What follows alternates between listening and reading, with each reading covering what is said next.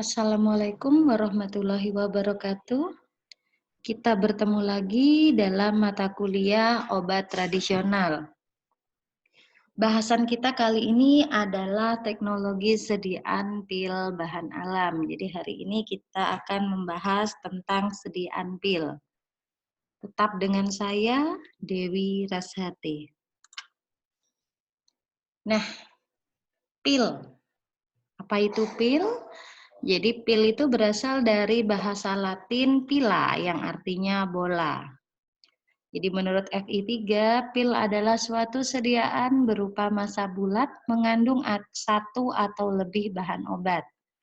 Jadi pil adalah sediaan yang berbentuk bulat seperti kelereng, mengandung satu atau lebih bahan obat yang bobotnya berkisar antara 100 sampai 500 mg.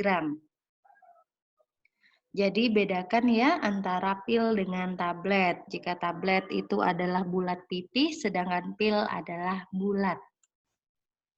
Penggolongan berdasarkan beratnya, jadi berdasarkan berat yang paling berat itu adalah boli. Dilanjutkan dengan lebih kecil lagi adalah pil, granula, dan terakhir adalah parvula. Jadi boli itu adalah pil yang berukuran besar dengan berat lebih dari 500 mg. Biasanya digunakan untuk pengobatan pada hewan.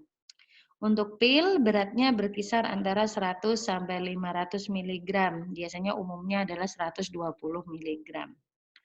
Untuk granula lebih kecil lagi, granul. Jadi granul ini pil berukuran kecil, biasanya bobotnya adalah 30 mg. Untuk parvula adalah pil yang paling kecil dengan bobot kurang dari 30 mg. Itulah penggolongan berdasarkan beratnya. Keuntungan sediaan pil yang pertama adalah menutupi rasa obat yang tidak enak. Jika dalam formulasi ada obat dari formulasi bahan tersebut menimbulkan bau atau rasa tidak enak, bisa juga dengan penambahan bahan penyalut pada pil.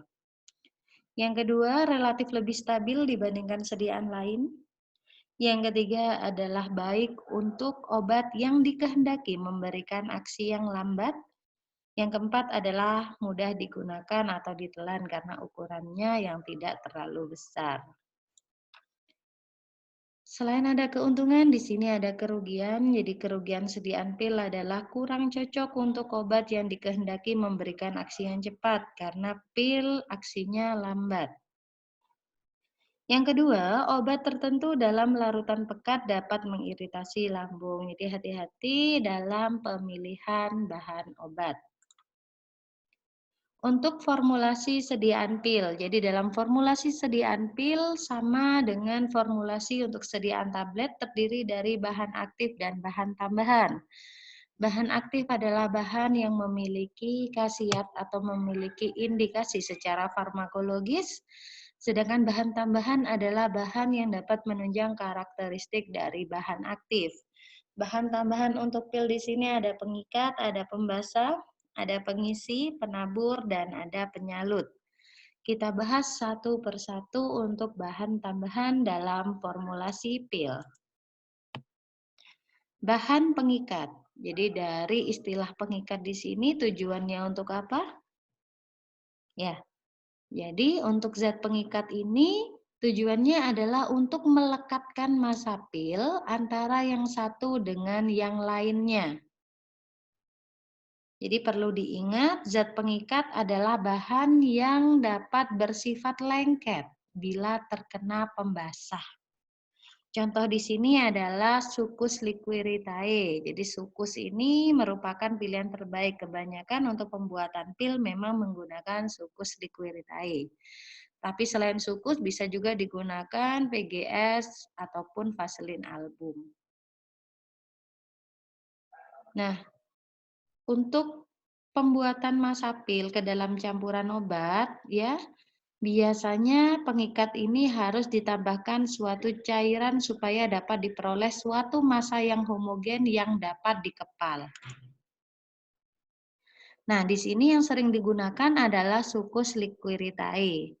Nah, jadi sukus liquiritae itu biasanya dipakai sukus dan jumlahnya pada umumnya adalah 2 gram untuk membuat 60 pil. Jika jumlah zat aktif yang besar, dibutuhkan jumlah sukus yang lebih banyak juga. Jadi tergantung dari sifat obat yang dibuat masapil.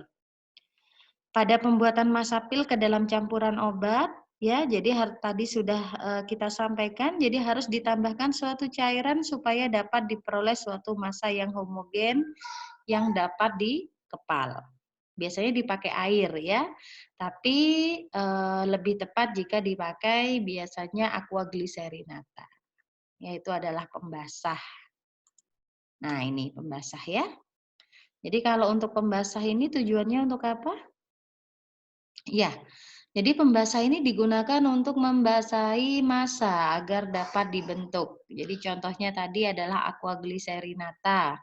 Jadi aqua glycerinata itu adalah campuran yang sama banyak antara air dan gliserol. Jadi pada saat pembuatan masapil gitu ya, yang tertinggal hanya gliserolnya.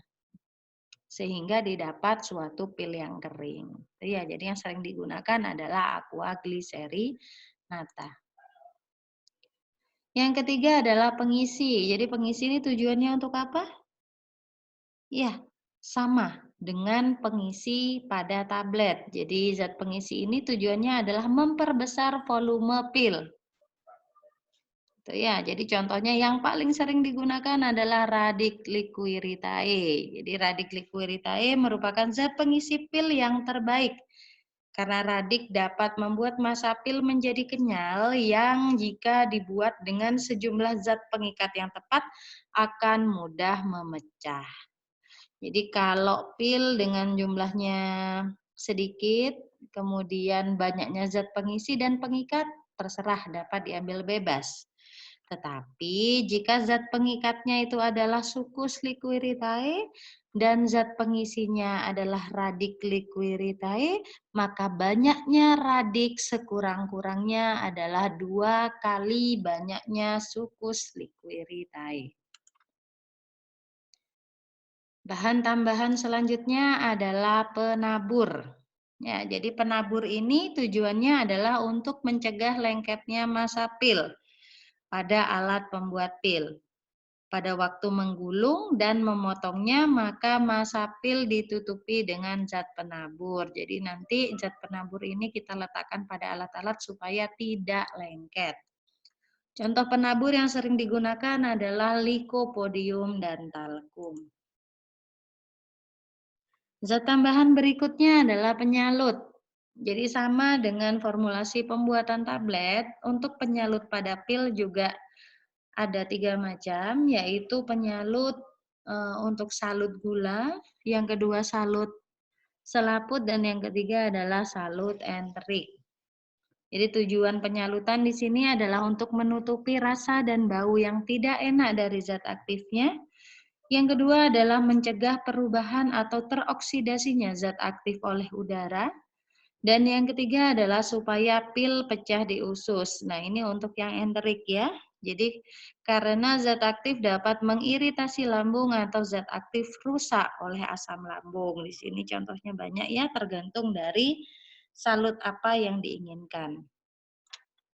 Nah, tahapan peracikan pil. Jadi bagaimana cara membuat pil? Yang pertama adalah pembuatan massa pil. Untuk pembuatan massa pil, jadi yang pertama kita tentukan adalah tentukan bobot massa obat untuk 1 pil. Kemudian tentukan macam dan jumlah bahan tambahan yang dibutuhkan sesuai dengan jumlah atau konsentrasi dan sifat bahan obatnya. Setelah itu campur bahan obat, kemudian tambahkan pengisi, pengikat, bahan-bahan lain. Jika sudah tercampur semua, tambahkan bahan pembasah sedikit demi sedikit ke dalam campuran, digilas kuat sampai terbentuk massa pil yang baik. Ya, jadi massa pil yang baik itu seperti apa? Jadi massa pil yang baik itu yang elastis, tidak lengket di mortir, dan tidak pecah saat digulung. Jika sudah terbentuk massa pil yang baik, langkah selanjutnya adalah pemotongan pil. Nah, ini alatnya ya, pemotongan pil ya. Jadi masa pil tadi dibentuk silinder yang panjangnya sesuai dengan jumlah yang akan dibuat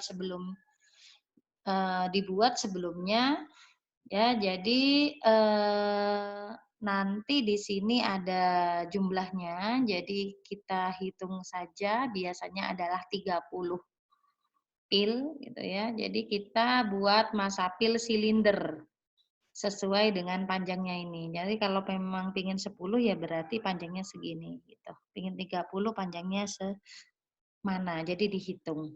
Gitu ya. Jadi sebelum diletakkan pada alat ini biasanya diberikan penabur dulu. Ya, tadi bisa likopodium atau talkum, kemudian diletakkan masa pil yang bentuk silinder tadi, kemudian dipotong. Hasil potongannya berupa potongan kotak-kotak kecil atau kita sebut dengan pastiles. Setelah pemotongan pil, kita lakukan pembulatan pil, karena pil itu harus bulat ya, jadi kita lakukan dengan pembulatan pil. Alatnya kita sebut dengan pilen roller. Jadi potongan masa pil dipindahkan ke alat pembulat pil yang sudah diberikan bahan penabur dulu, kemudian selanjutnya dibulatkan. Jadi dibulatkan dalam pilen roller. Setelah nanti bulat, kita hitung pilnya apakah memang sesuai dengan jumlah yang kita inginkan atau tidak. Setelah pil yang dibentuk adalah bulat, kita lakukan penyalutan pil. Ya, jadi penyalutan pil ini sesuai dengan jenis bahan penyalut yang digunakan dan sesuai dengan tujuannya. Apakah salut yang diinginkan adalah salut gula, salut enterik, ataupun salut selaput. Setelah pil jadi, kita lakukan evaluasi fisik sediaan pil. Jadi evaluasi fisik yang pertama adalah evaluasi organoleptis. Di mana evaluasi organoleptis ini yang kita uji adalah bau, rasa, dan warna. Jangan sampai dalam satu kali pembuatan antara pil satu dengan pil yang lainnya memiliki bau, rasa, dan warna yang berbeda. Ataupun memiliki bau, rasa, warna yang sama namun tidak sesuai dengan kriteria yang kita inginkan. Evaluasi yang kedua adalah evaluasi keseragaman bobot pil. Untuk cara melakukan keseragaman bobot pil sama dengan cara melakukan evaluasi keseragaman bobot pada tablet. Jadi timbang 20 pil satu per satu, kemudian bobot rata-ratanya dihitung. Jadi dengan adanya bobot rata-rata itu kita lakukan dan kita hitung penyimpangan terbesar terhadap bobot rata-ratanya. Yang berbeda di sini antara keseragaman bobot tablet dengan keseragaman bobot pil adalah penyimpangan rata-ratanya. Jadi tabel ini ya. Jadi untuk penyimpangan bobot rata-rata untuk pil di sini ada dua kategori, 100 mg sampai 250 mg dengan 250 sampai 500 mg. Misalkan adalah rata-rata dari pil kita adalah 120 mg, maka yang dilihat adalah baris ini ya. Kalau 120 mg. Artinya apa? Penyimpangan rata-ratanya adalah 10% dan 20%. Cara mencari penyimpangan rata-rata sama dengan tablet, jadi 10% dari rata-rata dan 20% dari rata-rata kita cari rentangnya. Dari hasil ini, maka tidak boleh lebih dari 18 pil yang menyimpang dari 10% rata-rata dan tidak boleh lebih dari 2 pil yang menyimpang dari 20% dari rata-rata. Jadi begitu ya. Kemudian evaluasi fisik selanjutnya adalah waktu hancur. Untuk uji waktu hancur sama persis dengan waktu hancur untuk tablet, yaitu dengan media Aquades suhu 37 derajat gitu ya. Jadi 36 sampai 38 derajat Celcius ini penyimpangannya ya, masih bisa ditolerir gitu ya. Biasanya Aquades adalah 37 derajat Celcius sesuai dengan suhu tubuh. Pil harus hancur tidak lebih dari 15 menit untuk pil yang tidak bersalut dan 60 menit untuk pil yang bersalut. Pada waktu penyimpanan, bentuknya juga tidak boleh berubah. Tidak begitu keras sehingga dapat hancur di dalam saluran pencernaan. Dan untuk pil salut enterik tidak hancur dalam lambung tetapi harus hancur dalam usus halus. Ya, mungkin demikian penjelasan dari kami gitu ya. Semoga bisa bermanfaat untuk kalian semua. Tetap semangat. Kita akhiri. Assalamualaikum warahmatullahi wabarakatuh.